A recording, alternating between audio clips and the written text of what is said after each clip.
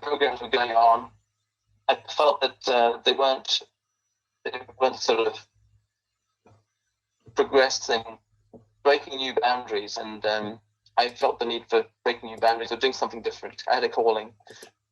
Around that time, there was a friend from, we used to do open days, and when I was running the College of Vedic Studies, I think at least one of my aspirations was to have a much broader audience, and I used to try and get many English people involved in different ways. And so there was one lady who used to come regularly, and she was a good friend, and she one day suggested to me, why don't we do something about cows? She was aware of my history of animal rights, things like that. And I said, cows? Well, I'm not sure. It sounds a bit, doesn't sound exciting enough.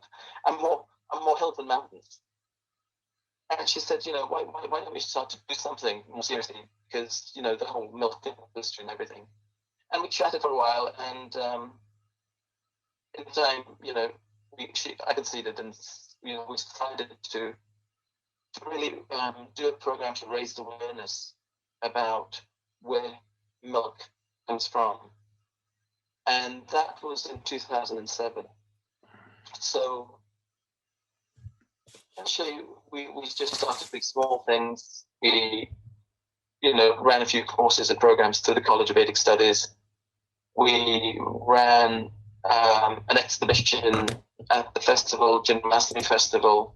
And it was actually very good because it opened many people's eyes. And we used to have this presentation at the festival where we would take everybody through a presentation and say, how we would go from conventional milk to organic milk to pig milk. And would say at the end of the presentation, how many of you would like to have Ahimsa milk? And everybody would put their hand up. And then I would say, it will cost, at that time we would say it would cost £250 or £3. How many people would be able to, still be interested? And you'd find 4 or 5 hands going up. And what I observed was that it was often younger people who were really more interested. For the older community, price was always a prohibition. But it was also interesting because, it made us realize that if it is there, most people just had no idea of what really, where their milk came from, what violence went on in the background. And, even though we at that time were building the big Goshala, we as devotees saw ourselves as the number one, proponents of highest welfare for cows. Really, our congregation and even our devotees weren't really aware of the issues around the violence that takes place around milk.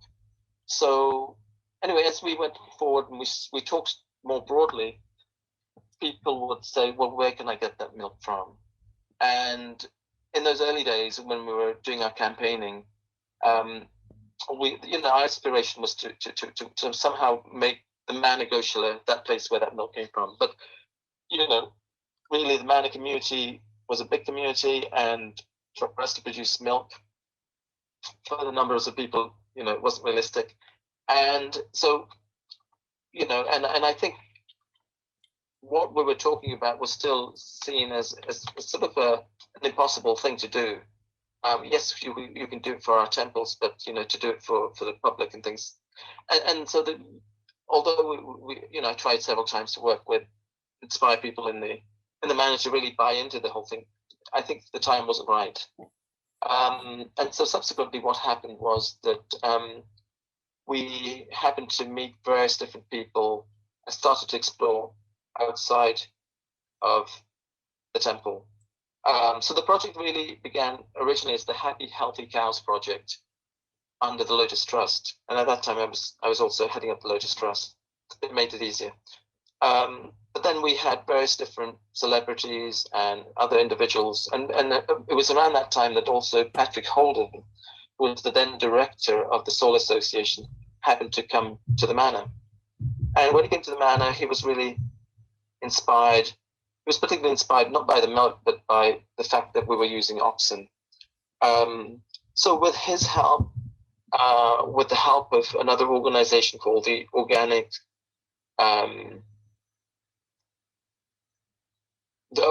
Milk Supplies Cooperative, and doing some other research, that we eventually managed to find a farm that would be interested to work with us. And we went through several different, farms, but in the end, where it really worked well was in Kent. There's a farm called Commonwealth. It was run by a group of people who were more sort of, or at least it was funded originally by the Quakers. And so they were very warm and friendly, and they liked our ethos, and they were, they wanted to explore to see if it's really possible. So we did a pilot there for 5 years. Or that was what the plan was. We started with 6 cows. And, more importantly, when we started, 2 things happened, actually. So when I talk about Ahimsa, there are 2 sides of Ahimsa. There's the internal and there's the external. So Rajnath today has been asked me to speak more about the internal journey rather than the external journey. External journey, yes, we have the milk and we're selling milk and we're growing and so forth.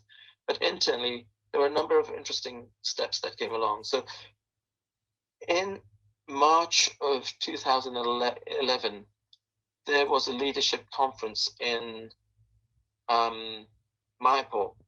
And at that time, somehow I was with Jani Sai Prabhu, who's still there at Service Street Temple. We were sharing a room, and we were, there was this conference going on. And at that time, it was already planned that in May, we would, on Makran Sankranti, we would sign our contract with this farm called Commonwealth there in Kent. And so I was quite, it'd been a number of years we'd been working on this. And so at that time, I went to see Shiva Maharaj to get his blessings that, everything would go well and, we would be able to move forward with this whole Ahimsa concept. So whilst I was looking for my spiritual master to pat me on the back and say, wonderful, good boy, wonderful, you're doing good work, he said to me, he gave me a very stern warning. He said, he didn't say yes and he didn't say no. He said, be very careful. If you're going to take on this project, the karma of the cows will be on your head if anything goes wrong. So it was a really sobering sort of warning. And what that did was it threw me in a bit of a spin and confusion. Have I done something wrong? Shouldn't I go forward with it? I was really confused. I was in Mayapur. As I went downstairs, I happened to meet Mother Urmila, who a number of you will know because she visits to the UK quite often. We were working on some children's book projects at that time. So I said, oh, what do I do with this? I'm really confused. And she said, at times like this, you have to pour your heart out. And I said, who and where do I go? So she said, you walk along that pathway, you climb those stairs, and you go in front of Srila Prabhupada in the Samadhi, and you pour your heart out. And then what I said? She said, patience. He will give you an answer. He will give you guidance. And I said, how will I know? And she said, don't worry. Within 3 days, you'll get your answer. So I went and offered my prayers, poured my heart out, and waited. I was a bit impetuous, looking here and there for an answer. But what happened was that one morning, Jani and I walked into the room with another devotee. Somehow we got into conversation, which lasted 3 hours, which was an unusual thing. And it was all around cows. And I thought, I wonder if this is it. And the following day, we had another 3 hours of conversation. And by the end of it, somehow I thought, this must be Krishna working. Prabhupada must be working here. So at the end of the conversation, I said, so what should I do? Should I go forward with this project or not? And he said, I said there were 3 stages: slaughter-free milk, economic solution for bulls, and developing and spreading it, developing community. And he said, unless you can develop a community around this project where devotees can practice Krishna consciousness and serve the cows, don't do it. So I saw that as a very clear instruction from Srila Prabhupada, and have ever since always kept that very central to our work. So at that time, we didn't have one cow, we didn't have anything, so I couldn't really speak about it. I don't think anybody would have understood what we were striving to do. So there were 3 steps: slaughter-free milk, economic solution for bulls, but the end should be that there is a community and something that works nicely. So that's how we began. We started to produce milk with this particular group, and when we wanted, how we did it was, I didn't have any money. The other congregation member, Nicola Brzezinska, she didn't have any money, and we just basically we raised a little bit through the Lotus Trust, but we had to raise £25,000. That was our first step in 2011. So we had and that was for getting a separate tank and just the basic setup costs and things like that. So some people gave a gift, and some people gave some money, and we paid them back in milk. So we were what we called afterwards the community supported dairy. There's a very famous way of small little farming business at the beginning called community supported agriculture. So we can call ourselves the community supported dairy, where people would pay us up front and then we would pay them back in milk. So that was a nice relationship that began. And so the whole thing began. We went forward. For the first few years, there were constant challenges. It was an uphill climb. It was, many, many learning lessons. We slipped, we fell and made mistakes. People were upset because the milk wasn't of the quality, but the last there was always some issue would come up. And those were the early days. But we had a really very, very loyal group of friends, about 100 families or so, who were very supportive, very kind, and really helped us, just believed in the project and were there just to help us get through everything. And the times that we really struggled, individuals came forward and gifted us some money or lent some money, and it enabled us to slowly make our way forward. However, after a few years at that organization, it became clear that that's not where we were going to stay. They started asking about. They were saying, we were already giving them a lot more than they would. Most farmers get about 25-30 pence a litre for their milk, and we were paying them a lot more than that.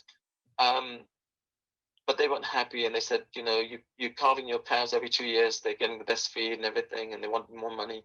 And then they wanted us to pay them for the calves that weren't born and all sorts of things.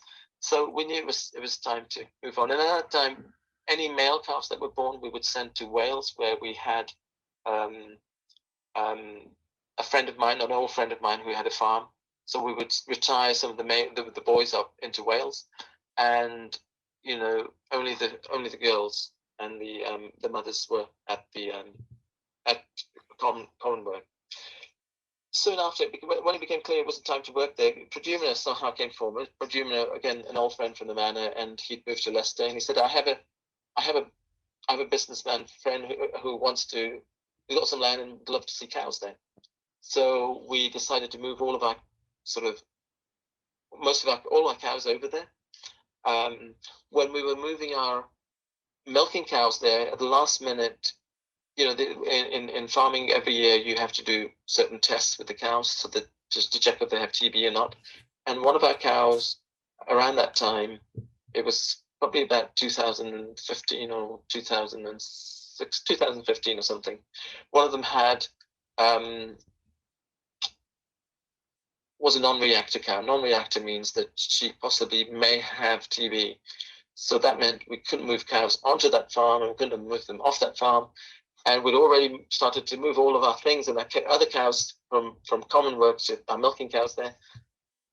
Anyway, long story short, we ended up finding another farm nearby, and again, many challenges in a town called Ratby, which was full of rats, and we were milking our cows by hand in knee-deep mud, and these rats squeaking in the background. So that was our sort of lowest point, and a very, very challenging point that we were there. But after that, we gradually started to get stability, and we built things. Anyway, and then so it didn't work at that farm in Leicester either, because he wasn't able to make a clear long-term commitment. But we managed to find another piece of land in Rutland, which was a bit further out. So that's where we moved on to in beginning of 2017. And so when we got that land, it was, for me, it was like the first camp on Mount Everest. So we finally did it. We got our own land. We got a place for our cows. And but I've always known that it's going to be still a bit of a steep climb up to where we want to be. And so we, again with the help of a few other friends, we developed this. If you go on the website, you'll see this this manifesto, and this is the Ahimsa manifesto, and it's goes from, if you look at the bottom, it was 2017 to 2030 actually, but now it's 220 to 230. So we have a whole range of goals that we want to achieve in the next 10 years to make this a very, an established project across the UK. Sure. So can you tell us more about like what led you to actually start this project? Like, what were some of the teachings of Prabhupada that resonated with you that particularly relate to this project? Well, we're a movement for milk, and we Krishna's the cowherd boy. Krishna didn't send cows off for slaughter. Obviously, in the early stages of the movement, when New Vrindavan first came about, and devotees found that place, Prabhupada said many things. There's a whole book about different things that Prabhupada said about New Vrindavan and how he wanted to see devotees living simply and happily on the land, having cows, milking cows, and serving Krishna in that way. The whole idea of simple village life, and looking after cows and chanting Hare Krishna. Really, there was a very nice nice thing he had said that in the movement for many years, there was a lot of emphasis on book distribution, but at one particular point, Prabhupada said to one of the then temple presidents of New Vrindavan, he said that so the first phase was really spreading the movement and book distribution, and that sort of preaching should always go on. But he said, the farms are really for us to demonstrate our philosophy, show people how we live our philosophy in a practical way, and that's what he wanted to do. So, that was always that was an inspiration.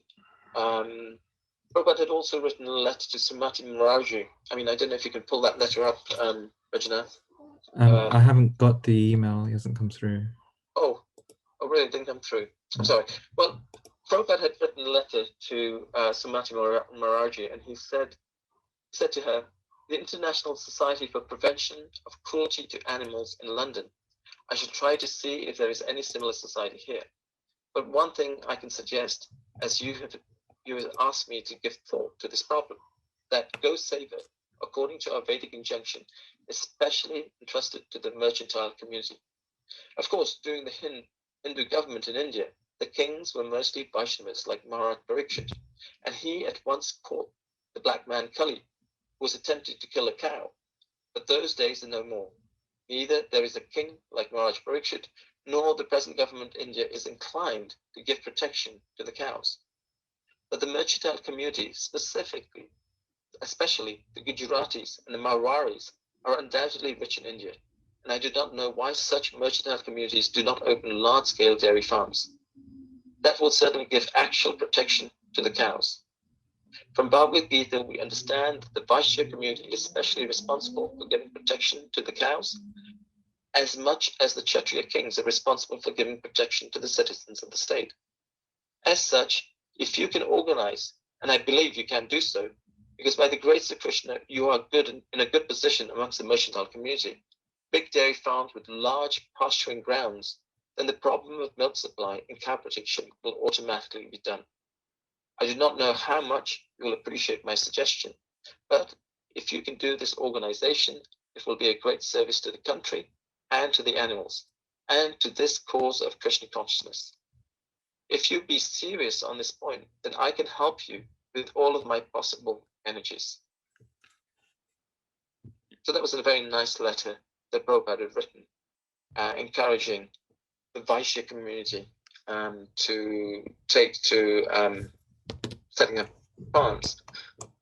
Now, there's something interesting, and I think sometimes we're not always conscious of it. I mean, Prabhupada talks about, I mean, I haven't done an account of how often he said that, but there are many places Prabhupada talks about the slaughterhouse civilization. So he was talking about slaughterhouse civilization, he was talking about the slaughterhouse education, and he often talks about slaughterhouses, and that's where our milk was coming from. Okay, in the early days, we didn't have that as option.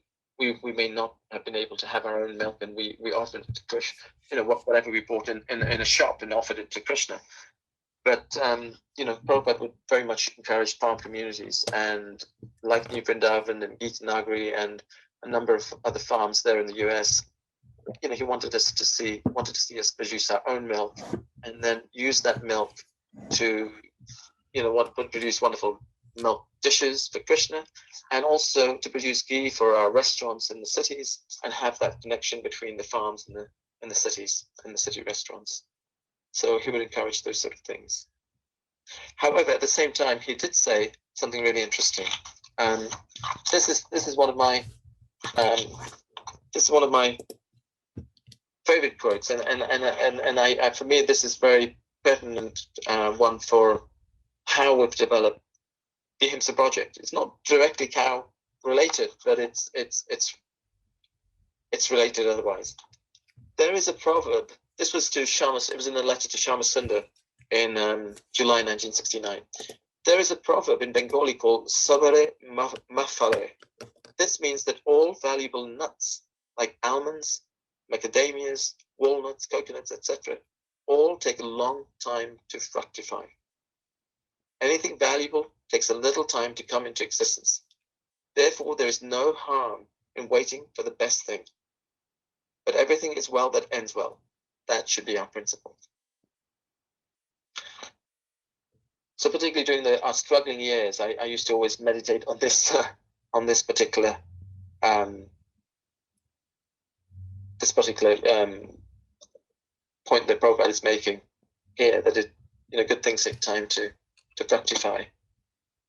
So the tiny seed that we had sown in the early days, and once we got that land, now it was a question of just waiting and just generally organically growing and building this thing. Sure, thank you. So I guess at this point, could you just give us a quick overview of the current setup that you have, especially in Rutland? How many cows you have? How much milk you're producing? How many customers you have? Do you have those statistics to hand? I mean, we lost a couple of cows this year. We have 38 cows now in total. We're about to have 2 calves join the family very soon, in the next month or 2.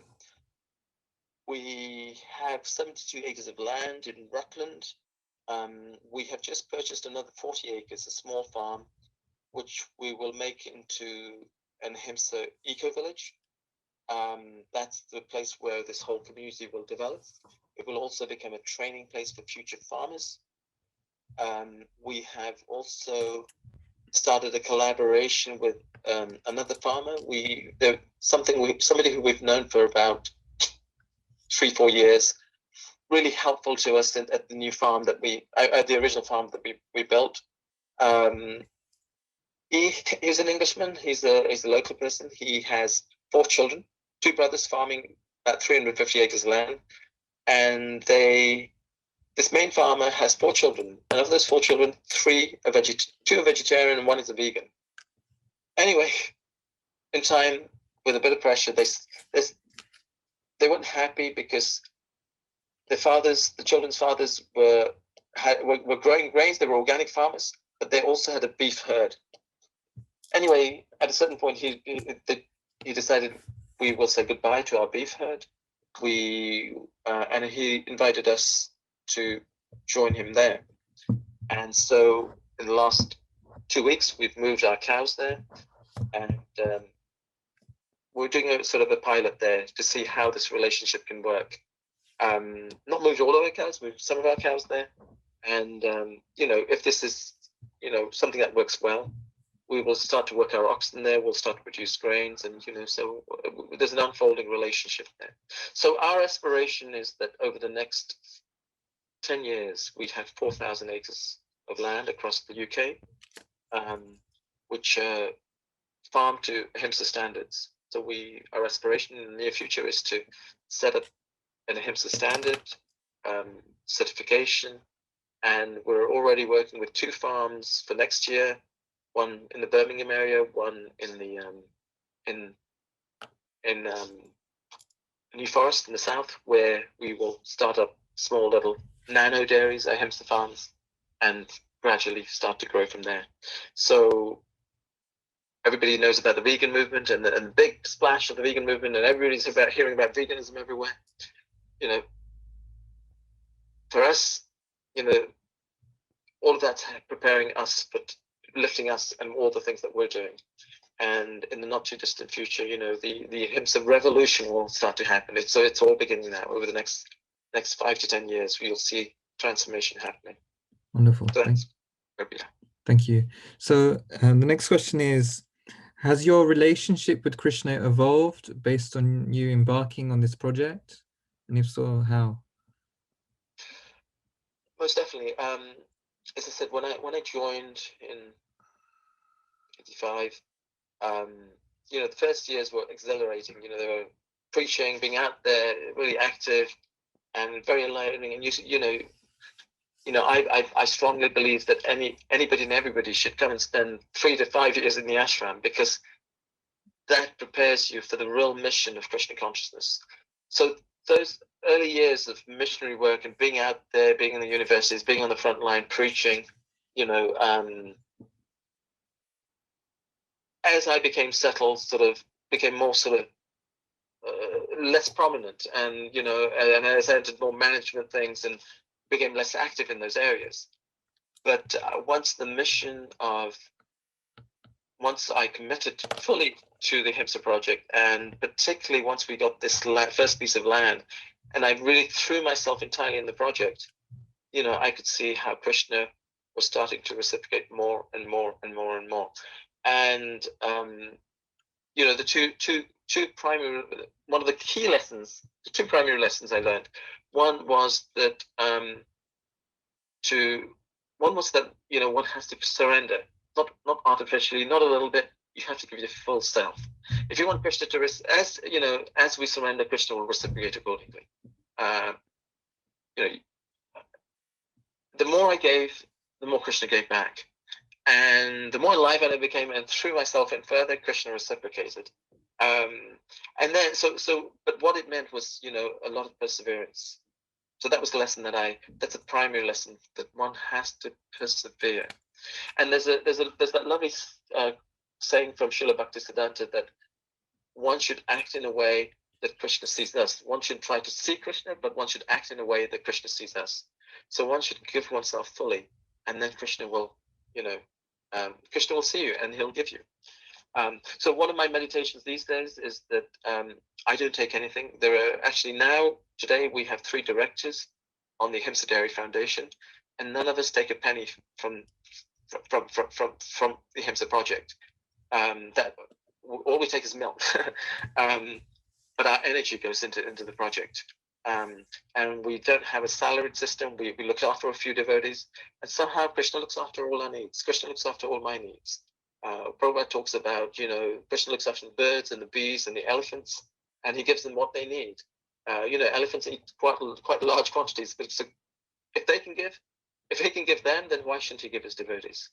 So my experience in this journey is that it's been, in recent years, it's gone like this. And the more I give, Krishna sends more challenges. We have to embrace those challenges. The more I look forward to the challenges now, because I know that Krishna's got something planned. So just to give you one example of that, something really very interesting is happening now. We, in moving to this new farm in Lincolnshire with this farmer who used to have the beef herd, who's really said goodbye to them and invited us on, he was giving us 2 cows. Both cows, unfortunately, had calves that had died. The second of those cows delivered a calf about a week ago, and I was watching when that calf came out. It took 3 people to pull out this calf. It was a late delivery, and it took 3 people to pull this calf out of her. The calf was alive when he came out. He almost died, but he came out. But unfortunately, after 3 hours, he passed away. The mother was naturally, distressed, but she survived the experience, and she was on her feet. And for 2 days, we were trying to look after her. But then suddenly, on the 3rd day, something happened. She must have tripped, or something happened, and she broke her leg, her back leg. Or there was a fracture. We believe it's a fracture. We haven't got the evidence yet. We're still waiting to see. And a whole journey has begun now between us and the authorities. And so now we're dealing with DEFRA, the government. We're dealing with vets locally. And their policy is basically, if an animal, particularly a cow, a cow loses something, falls down, straight away, euthanasia. So we're playing this game with them. And what's happening is that the village beside us, we have a professor. He's the professor of animal ethics at Cambridge University. And he gets our milk on a weekly basis. So we've had a conversation with him, and he's put us in touch with this person and that person. And now what we're finding is that Krishna's opening doors for us to develop a whole new area of policy of how we deal with animals. We're not through this yet, and I'm sure there'll be many challenges. But it's just one example of how Krishna throws the thing, and we could just sit back and say, oh, it's government policy, or we'll try. But actually what we're seeing is that the more we engage with these opportunities, the more Krishna reciprocates and opens up other doors and other doors and other doors. And in all trueness, over this whole period of the last, 10 years, we've never had any money. There's, yes, the project works, it sustains itself, but somehow Krishna makes up whatever's missing. And this other piece of land that we bought, the Ahimsa Eco Village, it was 1.8 million pounds. We didn't have a penny. But somehow, within a period of 3 months, we tried to go for it. And first it looked like we would have it, then it looked like we wouldn't have it, we would have it. We went back and forth like a pendulum. And within, by the end of April, the property was in our hands. So my experience, a living experience, is that the more you give Krishna and the more you engage with challenges, Krishna will make up for whatever you lack. And he'll put you in situations which will inspire you, which will enliven you, and your goal has to be always Krishna, and it has to be, it's for the mission. It's for Srila Prabhupada. Sorry, am I talking too long now? No time for questions. Yeah, no, so we did actually want to go to questions now. Thank you for sharing everything that you've shared so far. The first question is from Radha Govinda Prabhu. He's asking, please give us some details about this new farm, Chatter Valley or Ahimsa Eco Village. What is your vision for it? The new farm, it will be the Eco Village. We'll have about 15 to 25 people living there, walking their talk. So I draw a diagram of a tree. So if you imagine a tree with its canopy, the trunk, and the roots. The roots of that tree are in Prabhupada's teachings. So the roots of the Ahimsa eco-villaging is in Prabhupada's teachings. The trunk is all to do with walking our talk environmentally. So we're showing how we're working with cows, we're working with, milking them, how we will be growing other vegetables, how we'll be interacting with the environment and conservation. So all of those things are interaction with the public. So our preaching to the public is living our philosophy. So it's not talking about Krishna consciousness, it's just living our philosophy, working and growing food and for the pleasure of the Lord. And they will ask us questions. And the canopy is all to do with outreach. And it's these opportunities like engaging with this Cambridge professor, it's engaging with, we have some celebrities who are involved with this, it's engaging with, some high profile people to really spread this model, because people relate, we have a large membership and large English membership, and they're coming to us not because of Krishna, they're coming to us because of cows. So our preaching is through our cows, and it's to get people to engage and develop a relationship with cows and serve the cows, and that's how we're doing it. So this place will become like that, and part of the whole thing is training college. We want to train future farmers and future devotees who want to be farmers. Next year, we'll want 2 sets of families to be helping in 2 new farms we're setting up. And then we've got another 8 or 10 waiting down the road. So we want to be able to people to come and spend time here with us to learn how to become, an Ahimsa farmer and start up little communities all over the country. That's the purpose. So it's the flagship for that, Chaitya Valley. Thank you. So if anyone else has any questions, please can you come off mute, turn on your video, and ask your question.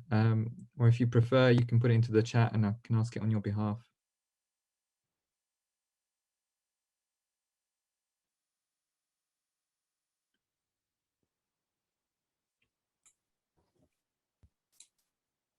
Hare Krishna, Sitarama Prabhu. Thank you so much for your presentation and for sharing so many insights on your journey. It's been absolutely fascinating to hear about this from your perspective.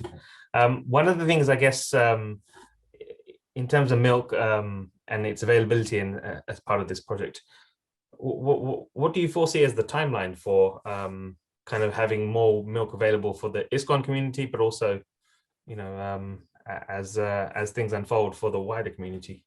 I know I've spoken to people at work about this, and they're like, where can I get the milk? And so I guess I just want to understand from your perspective, what's the timeline for availability of milk and so forth? Right now we have a waiting list of probably somewhere between 800 and 1,000 people. I think what we've done is that whenever there's some increase in milk, and now there is, we've just entered spring and the milk's creamy, the grasses are, lush, lots of milk. What we try and do is to try and catch a few new people and serve a few new people. Now, this year, what we're doing is that we're going to put a priority to anybody who's already on our round. So our round goes from, we have 2 sets of rounds. One is around Northwest London and Watford and sort of that area where many devotees are. And the other round goes from west all the way down up to the river in Kingston and through central London, around North London, East London, back to Enfield and then back to the Manor. So we do come to East London, if there are devotees who want now, we would, I'm happy. I try and prioritize for those who are devotee families. It's not always possible, but we can, if anybody's interested, they should just contact me directly. And I'll see if I can facilitate you in whatever way possible. Not always possible, but if I can, I'll certainly try. In the long run, obviously, what we want to do, what I foresee is that we will have 4 dairies around London, northeast, northwest, southeast, southwest, which will serve different communities in those areas.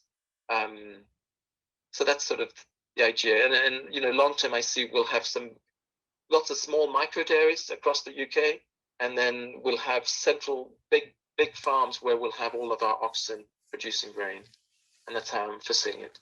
So 4,000 acres means, if you know anybody in your area who has a little land, 15, 20 acres, we could always try and set up something small in those areas. I know that there were devotees in South London, also actually in East London, who were asking about it before, and we did discuss it, but we weren't ready. But I think we're almost there now, particularly with this new place, the training, and now things are sort of somehow Krishna's unfolding his plan. We're just stewards, and Krishna's unfolding his plan. Great. So we've got another question from Radha Govinda Prabhu. Please give us an update on producing ghee. As I understand, currently Ahimsa is not producing ghee. Do we have a timescale for when this would be possible? We're working on unfortunately, there is limitations. I mean, we have limited milk, so that makes it difficult. We are going to be doing something very soon in the next 2-3 months, where we hope to produce more ghee. On one level, unfortunately, I made a commitment to Radhalan and Ishwara, who I have promised many years ago that I would produce a certain amount of ghee for them. So that's going to be my first port of call. But we will try and have some ghee available for other people. So, as I said, if you really want something, you have to persevere. So you'll just have to persevere and just keep trying me and join in the project, and your ghee will manifest. Krishna will help you to manifest that ghee. Wonderful. So we are just coming to 5 o'clock now. So just what are your closing words? Like, what's your message to our audience? I think my closing message, in the last 4 or 5 years, the thing that's most inspired me is this thing about when Prabhupada talks about the secret of success. The secret of success in devotional service, and also the secret of success the secret of success is yasya deve parabhakti yatha deve tatha guru, that one should have unflinching, firm faith in the spiritual master. If we are, Srila Prabhupada is our founder acharya, and our role, if we apply ourselves to pleasing his vision and following his instructions, Krishna will make anything possible. It would be very easy for me to say, oh, I started the Ahimsa project, but actually I didn't. I just happened to be a player. And somehow along the line, I threw myself in the ocean and just gave myself. And Krishna's reciprocating personally with me as a result. And he's unfolding his plan. So the credit, Prabhupada often said, the credit can come to each of you if you surrender. Otherwise, it's there for somebody else to take. So it's, I would say the secret of whatever you do, you should find something, one instruction of Prabhupada that you can give yourself fully to. And if you can do it in a way that it's a missionary goal, yes, we'll have we'll be charting our rounds and we'll be reading the books and so forth. We'll be doing those things. But really, Prabhupada started a missionary movement, particularly here in the West. So not just within our community, we should be looking at something beyond the closed Krishna or the community and just the Indian community. We should be looking to do something beyond that, and set yourself something that's impossible. Prabhupada, when he came, out of the whole Gaudiya math, nobody wanted, he took it to heart at 70 years old, speak in English, preach in English, and write books in English, and he took that boat, that ship, which came to the West. So he gave himself, and Krishna reciprocated. And he's teaching us, and if we do the same, he'll reciprocate. And I feel, in one sense, a living example of this. In this day and age, Prabhupada is still with us. I feel his presence, and I feel that if we're able to take that one instruction and give ourselves unflinching, firm faith in the instruction of the spiritual master, then he will reciprocate, and anything's possible. Hare Krishna.